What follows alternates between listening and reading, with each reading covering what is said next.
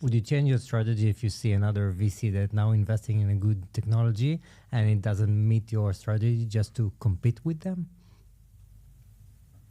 No. Okay. Yeah, I mean that's kind of, that feels weird to me. Like, it's, I guess the point being is it's hard enough to actually get it right. There's really no need to kind of see what other people are doing. Stick to it. Just curious. What happens is other people sort of are doing the same thing and then start to compete and raise term sheets and valuations. And of course, that's what's happened where a lot of shenanigans have been happening because, you know, I remember 2021, right? The environment was such that you had 14 days to do a deal or else Tiger Coach you, whatever would come in. And then you send a duty questionnaire to that person and the guy goes, yes, no, no comment here. Please, like, can I swear? Go ahead. Yeah. Fucking sign it, right? And by the way, the valuation is there. No questions asked, assholes, right? Yeah. And like, okay, here's fine. my bank account. Yeah, here's my bank account, right? Send it to me. We'll do a safe note. And Those days are over? those days are over, man. Yeah. Those days are AI over. hasn't brought them back a little bit? Yes, actually, there's been one or two guys like that. Yeah. But, you know, and then there's one or two firms who still do it. Yeah. In the area, or you mean globally? I mean, I can't speak Not globally, the- but that's big in name. Southeast Yeah. Asia, Okay, got I it. recently found a team which was very much sort of like yes, no, Yeah. and people are just kind of freaking out and investing. Yeah. Wow. But the firm just couldn't do it. We were like, and the reason why the firm couldn't do it is like, if it turns out to be the best thing since sliced bread, that's great. But if it turns out to be a fraud, we just lose our business, right? Yeah. So it's just hard. Yeah. You mean there's frauds in Southeast Asia? I don't know. You tell me. I still want to go here with somebody, you but I'm could not go there. going We could to. go there. No. I can. Yeah. No. No, okay, I'll ask you a simple question. But we don't want to stay on this tangent. But I think you're more willing to answer things than most people. In the case in Southeast Asia, we don't need names, Yeah. where there appears to be Yeah. fraud, Yeah. don't you think it should be getting prosecuted from a legal perspective No. as a way of setting a tone? Because when it doesn't, I kind of relate this to my broken windows methodology where like when New York said, okay, we have a crime problem. We got all these broken windows. You better go fix the broken windows. I think fraud in Southeast Asia is the broken windows to this ecosystem. Well, Singapore would agree with you, right? We do have a strong zero tolerance approach to bad behavior, and that builds trust. Yeah.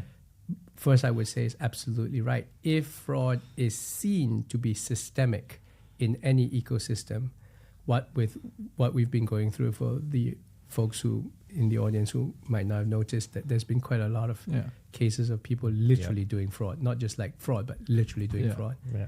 None of which trust is level is very low. becoming prosecuted from what I can tell. So here's the problem, right? So let's talk about the problem first, and then let's talk about whether prosecution is the solution, right? So, you know, I've talked to some potential co-investors, we have a lot, who literally say, if at this point of time, if you want me to co-invest in an Indonesian startup, I don't care how good it is, I just can't do it. That is the impact of the fraud that's happening. Angel It's investors are hurting saying the same thing. everyone. Yeah. Right? And it needs to be called out, because when you have a couple of people do this and the entire ecosystem gets hit. So Southeast Asia gets hit, but Indonesia specifically gets hit. That's really bad. Yeah. So that's the consequence. And the question is prosecution going to solve that? Well, prosecute who? So the first thing I would say is, who's at fault? Right? Is it the founders, or is it the board members, or is it the shareholders, or is it the situation? So I always have this narrative, which is that, and I don't know whether this is true, but I always believe people generally want to do the right thing. Maybe once in a while you meet a sociopath. And let's just say a hypothetical founder, and he's not even Indonesian, he's a hypothetical tech founder, right? And he is executing every single day, trying to get product market fit, and the thing is just moving a little bit. And then one of his shareholders says, oh, for God's sake, like, why are you not like the other bunch of guys who seem to have a hockey stick? And if only you were that good, like, I would get other people to invest, and see all this hot money floating around, you're kind of useless. So then the founder gets resentful of his shareholders and stakeholders and board members. And then it starts to little click and goes, well, if those guys are the bastards, why don't I just be the bad? And then, that kind of thing starts to happen and fester and resentment. And then what happens is that if an ecosystem then has certain enabling characters, right? And I don't know about you, but we just saw that on the news, no names, where one of the founders literally said, I spoke to other founders, and other founders like, yeah, aren't your shareholders a bunch of like unreasonable folks? And I've been kind of like, fudging my numbers, and it works. Like literally that's what he said. Yeah. You can see how suddenly that becomes out of so much resentment, a justifiable way of doing something. Normalize. Normalized. I was going to say like moralistically correct, but actually normalized. Normalized is the correct word. Thank you. And so I think that's how fraud starts to creep in. It's not because everyone's a bad person, but everyone else seems to be doing it. Like if you're in a corrupt country and like everybody else is doing it, not getting paid, and you're like, it's like this is part of the system. So systemic fraud is really, really bad. It destroys the whole ecosystem. So we have to stop it. Now, is prosecution going to be the solution? Well, again, prosecution is painful, expensive.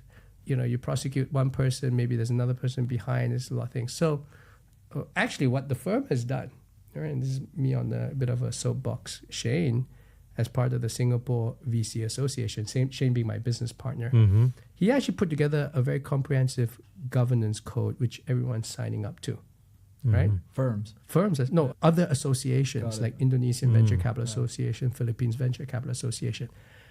And and what the code says is that it is the joint responsibility of everybody to adhere to that code. Yeah. The shareholders, the board members, the founders, everybody. So if you have a founder that is behaved badly, everybody shouldn't be pointing at that founder and saying that's the fault. It should go back to like, well, what was the board doing? Yeah, everybody's complicit. Everyone's complicit. Yeah. And so that's a code of governance. Yeah. And that's going to get published. And then the firms who then sign up to that code of governance and say, we're going to make sure that every investment we do is going to adhere to that code of governance, which means coming back to our super hot AI company. That's why we don't do it. That, I think, is probably a more effective way of solving the problem than prosecution.